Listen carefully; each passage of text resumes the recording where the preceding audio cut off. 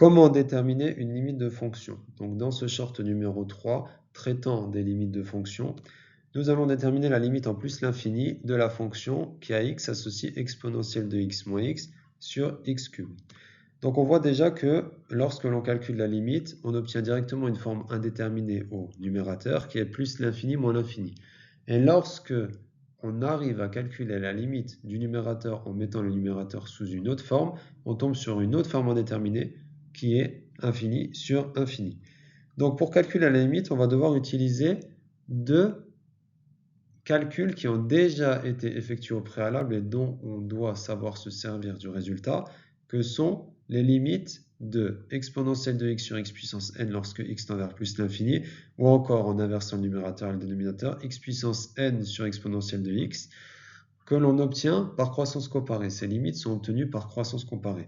Dans le cas de la première limite, on obtient plus l'infini lorsque x tend vers plus l'infini, et dans le cas de la seconde limite, on obtient 0 lorsque x tend vers plus l'infini.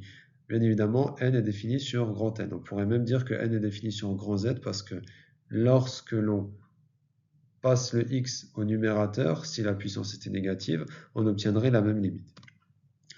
Donc, pour déterminer la limite en plus l'infini de f de x, on factorise tout d'abord le numérateur. Ce qui nous donne exponentielle de x moins x est égal à exponentielle de x facteur de 1 moins x sur exponentielle de x.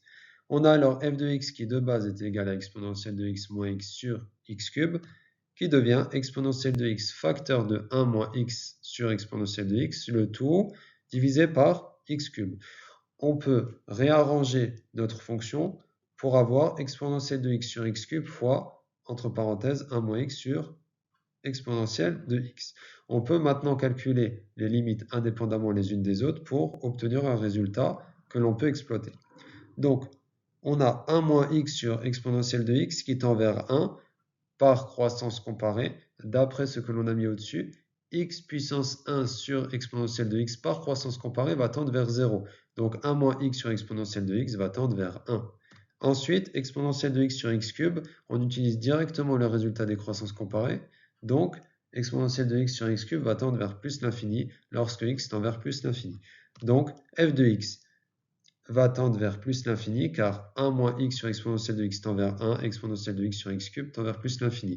Nous avons levé l'indétermination et nous en déduisons que f de x tend vers plus l'infini lorsque x tend vers plus l'infini.